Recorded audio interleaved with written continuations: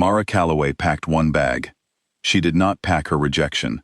She left that on the floor of the white stone hall, where Caden Voss, Alpha King of 4 Northern Territories, had looked at her in front of 300 witnesses and decided she was not enough.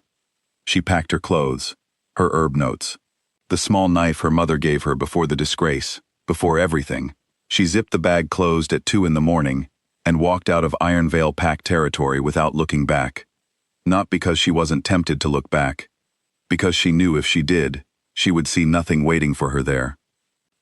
The southern reaches were not beautiful in any way that was easy to explain.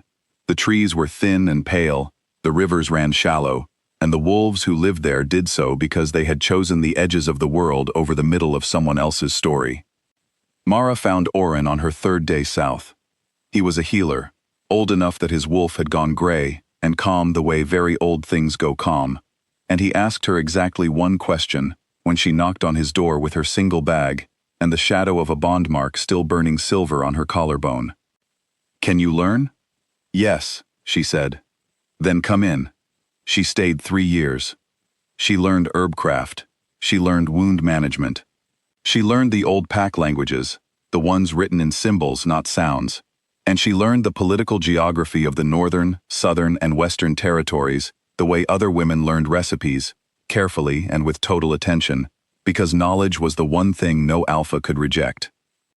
People who found out about Iron Vale, about Caden, about what happened in that white stone hall, assumed she was building something sharp, something aimed.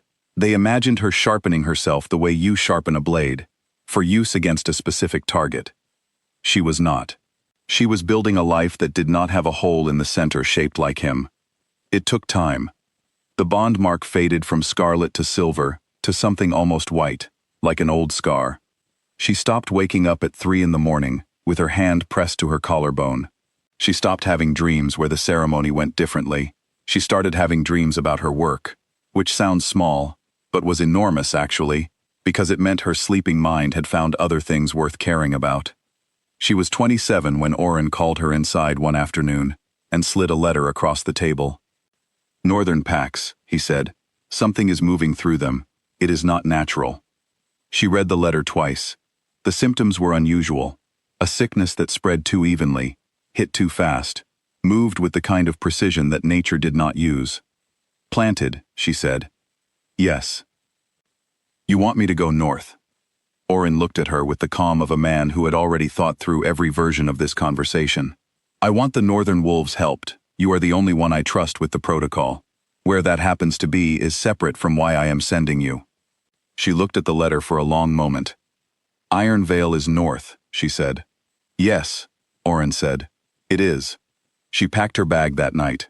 The same one. It was old now, and the zipper stuck on the left side, but she kept it, because she had earned every scratch on it. She told herself 11 times on the road north that she was going because of the work. She told herself this, the way people count things when they are not entirely sure they believe them. The Blood Moon Summit happened every 3 years. It was the one week when alpha representatives from every territory gathered inside Iron Vale's borders on neutral ground. Pack politics and land agreements and old alliances renegotiated over long tables and longer silences. Mara arrived on the first day. 300 wolves. Every eye that recognized her looked away quickly, the way people look away from things that remind them of something uncomfortable. She recognized a few faces. She let them recognize her. She set up the healer's tent at the edge of the summit grounds and got to work. She did not look toward the Alpha's hall. She was very committed to not looking toward the Alpha's hall.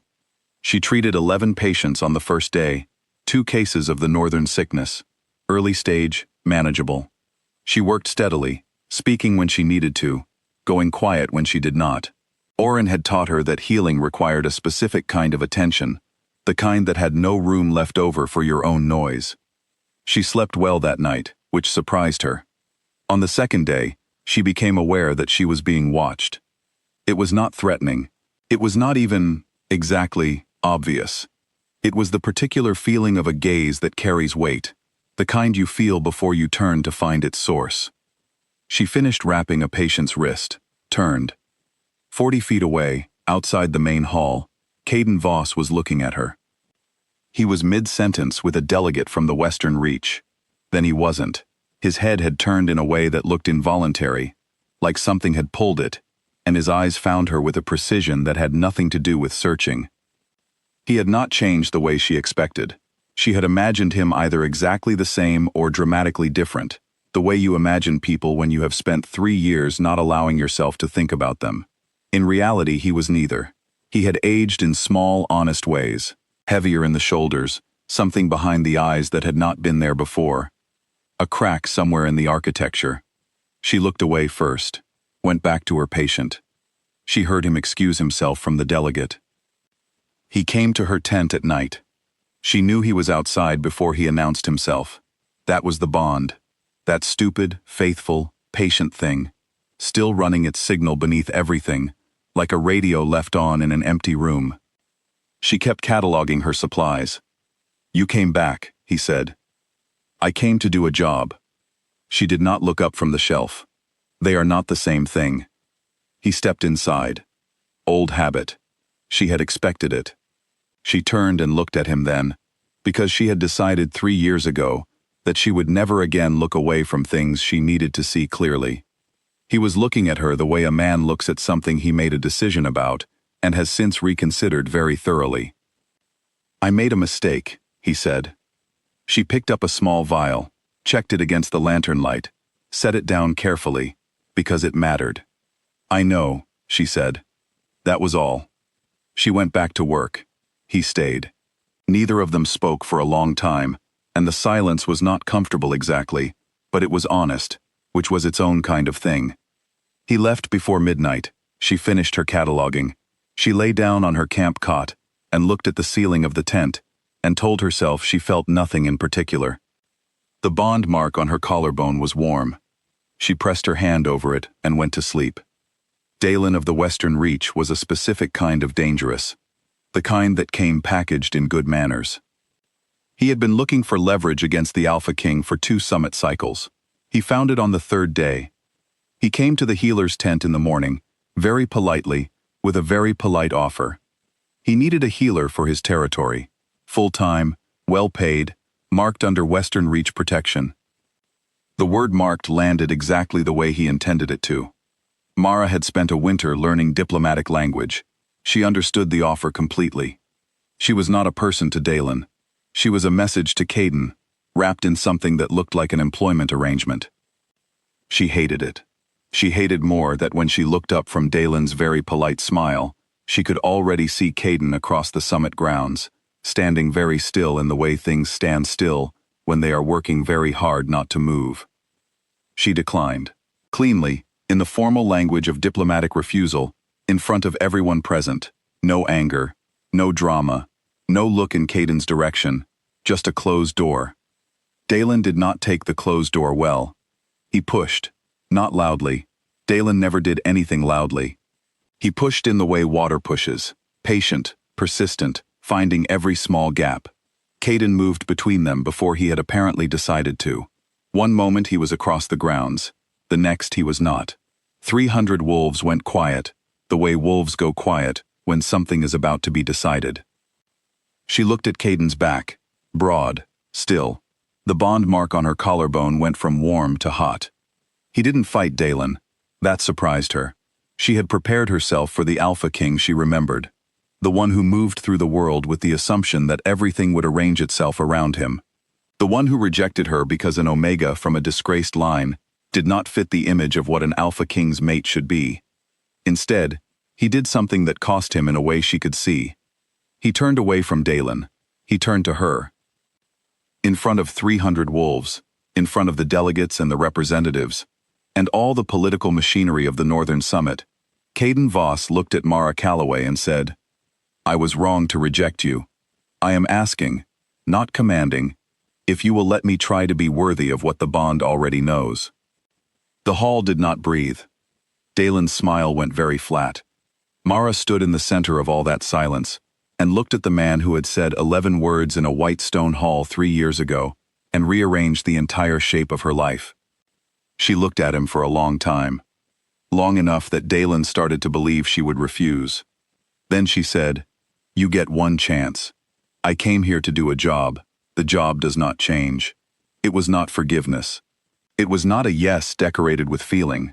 It was the statement of a woman who had spent 3 years building something solid enough to stand on, and who was deciding, from that solid place, to leave a door ajar. Not flung open, not locked. Just ajar. The bond mark on her collarbone went scarlet. She walked back to her patients. She treated 14 more cases over the remaining days. The sickness responded to the protocol. She documented everything carefully for Orin. She did her job. Caden did not come to her tent again that week. She noticed. She told herself she did not notice. She noticed anyway. On the last day of the summit, she packed her bag. The same old bag. Zipper still stuck on the left side. She was sitting outside the tent in the early dark before dawn, drinking the tea she always drank at dawn, when she heard footsteps she recognized before she needed to. He came around the side of the tent and stopped. In his hands was a cup of tea. The same kind. Made the right way. She did not know how he knew how she took it. She had not told him. He had simply paid attention, sometime in the last 5 days, and remembered. She looked at the cup. She looked at him. She took the cup. They stood outside in the early morning light and did not speak. The bond ran its quiet signal between them. Not demanding, not urgent, patient in the way it had apparently learned to be over 3 years of waiting for its two people to stop being foolish. The sun came up. She finished her tea. She picked up her bag. "Travel safe," he said. She left. She was 3 days south when she heard him behind her. She was sitting on a fallen log at the edge of Orin's territory, cataloging the field herbs she had collected on the road, and she heard his footsteps before she saw him. That weight she recognized, that particular sound of someone who moved like they were used to the ground holding them. She did not look up. "You followed me," she said. "Yes," he said. "That is not permission." "I know." He stopped a few feet away. "I am not staying unless you ask me to." She looked at the herb in her hand. Small leaves, very ordinary, the kind of thing that looked like nothing and was actually useful for everything. She thought about the white stone hall, the dress that cost 4 months of wages, the way her knees had not buckled. She thought about 3 years in the southern reaches, and Orin's table, and learning to sleep through the night, and building something out of herself that did not have a hole in it. She thought about a cup of tea made the right way without being asked. She thought about a man who turned away from a fight and turned toward her instead. In front of everyone it cost him to do it. She set the herb down. "Sit down," she said. He sat on the other end of the log. Not close. He left the distance respectful. They sat in the morning light. The birds were doing what birds do. The field smelled like the earth after rain. The bond between them was quiet and steady. Not a chain, not a pull, just a presence. Like it had always known this moment was coming, and had simply waited with the patience of something that understood time better than either of them did. "I am not the same person," she said. "I know. I am not going back to being smaller so that something fits better. I would not ask you to." She looked at him then, fully, the way she had decided 3 years ago. She would always look at things she needed to see clearly. He looked back. No strategy in it. No calculation. Just a man sitting on a log in a field on an ordinary morning, asking with his eyes for something he had no right to and knew it. She looked at the field, the thin pale trees at the edge of it. The sky above that was going from pink to gold. "Stay," she said. He stayed. Not because he was the Alpha King, not because the bond demanded it, not because she had missed him, though she had, and that was its own true thing. He stayed because she asked him to. Because she had built herself into someone whose ask meant something. Because it took her 3 years, and the whole long road south, and a cup of tea made right, to know that choosing someone from a place of strength was not the same as being chosen from a place of need. The morning went gold around them. She picked up the herb and went back to cataloging. He watched her work, and did not say anything unnecessary. That was how it started, again, differently, better.